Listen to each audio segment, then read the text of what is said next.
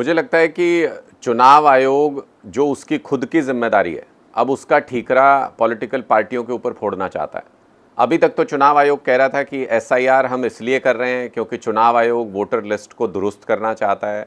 ये चुनाव आयोग की जिम्मेदारी है कि वोटर लिस्ट सैनिटाइज होनी चाहिए, दुरुस्त होनी चाहिए। और जब पिछली वोटर लिस्ट में इतनी सारी खामियां पॉलिटिकल पार्टीज ने सामने ला के रख दी, तो अब चुनाव आयोग कह रहा है कि अरे उस वक्त तो पॉलिटिकल पार्टीज की जिम्मेदारी थी उसको ठीक करना।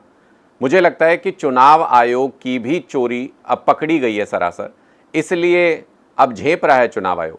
जो मिली भगत है भारतीय जनता पार्टी के साथ वो अब सार्वजनिक हो गई है चुनाव आयोग की, इसलिए अब पॉलिटिकल पार्टियों के ऊपर आरोप लगाना शुरू हो गया चुनाव आयोग। चुनाव आयोग का काम पॉलिटिकल पार्टियों पे आरोप लगाना नहीं है।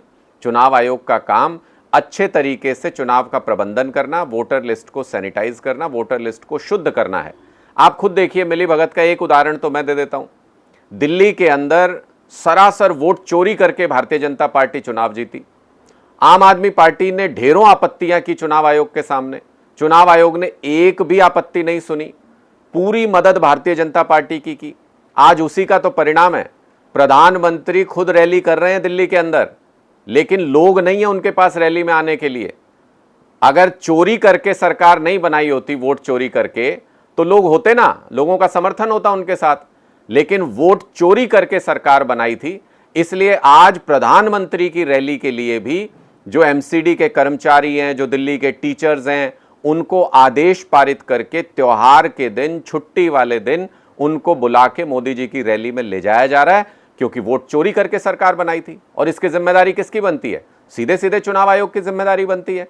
वो कह रहे हैं पार्टियां जागरूक नहीं थी। अरे हमने तो दिल्ली में बार बार ये कंप्लेंट की कि फर्जी वोट जोड़े जा रहे हैं, असली वोट काटे जा रहे हैं।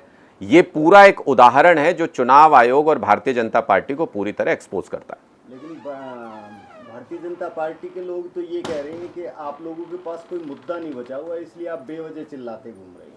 देखिए, अगर मुद्दा सही नहीं है तो भारतीय जनता पार्टी को इतनी चिंता क्यों हो रही है?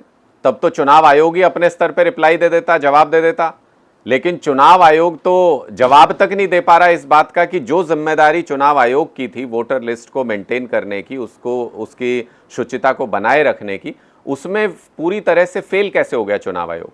भारतीय जनता पार्टी खुद ही बता दे। मैं तो आज का उदाहरण देके आपको कह रहा हूं कि अगर वो इतने बड़े मैंडेट से, लोगों के समर्थन से दिल्ली में चुनाव जीत के आए हैं, तो प्रधानमंत्री मोदी जी की रैली में लोग क्यों नहीं जुटा पा रहे हैं? जनता क्यों नहीं आ रही है? क्योंकि जनता के वोट से तो जीते ही नहीं, वोट चोरी करके चुनाव जीते हैं। इसलिए एमसीडी के कर्मचारियों को, शिक्षकों को, जिनका काम स्कूल में पढ़ाना है, जिनको आम आदमी पार्टी की सरकार होती थी तो हम सिंगापुर और विदेशों में ट्रेनिंग के लिए भेजते थे, आज उन टीचर्स को रैलियों के अंदर इस्तेमाल कर रही है भारतीय जनता पार्टी। यह अपने आप में बताने के लिए काफी है कि वोट चोरी करके सरकार बनाओगे तो रैलियों में लोग नहीं जुटा पाओगे और फिर आपको कर्मचारियों को आदेश पारित करके रैलियों में ढोना पड़ेगा। लेकिन क्या वोटर लिस्ट को दुरुस्त करना सही नहीं है?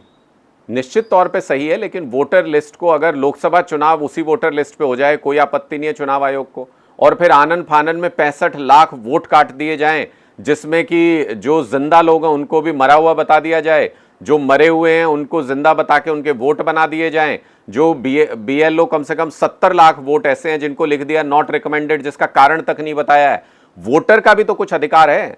अगर आप वोटर का वोट काट देंगे और उसको पोलिंग बूथ पे जाने के बाद ही पता चलेगा, दिल्ली के अंदर भी सैकड़ों ऐसे उदाहरण हुए जिसमें इन्होंने दिल्ली के अंदर अरविंद केजरीवाल जी की कॉन्स्टिट्यूएंसी में, आप खुद सोचिए कि 1.5 लाख वोट में से 50,000 वोट काट दिए और चुनाव आयोग के कान पे जूं तक नहीं रहेंगी।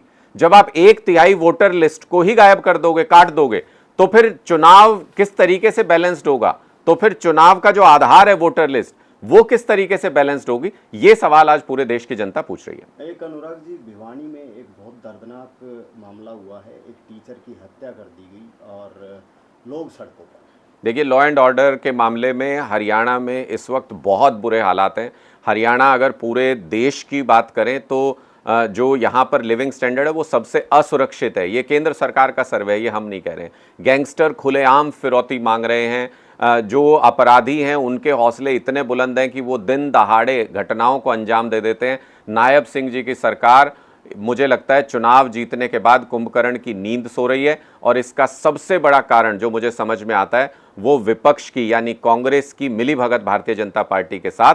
इतना मजबूत विपक्ष होने के बाद भी आप एक आवाज बता दीजिए कहीं पे जनता के मुद्दों के लिए अगर विपक्ष के नेता बोल रहे हो। इससे साफ पता चलता है कि बीजेपी और कांग्रेस की जुगलबंदी में हरियाणा की जनता पिस रही है, कानून व्यवस्था की बहुत बुरी हालत है।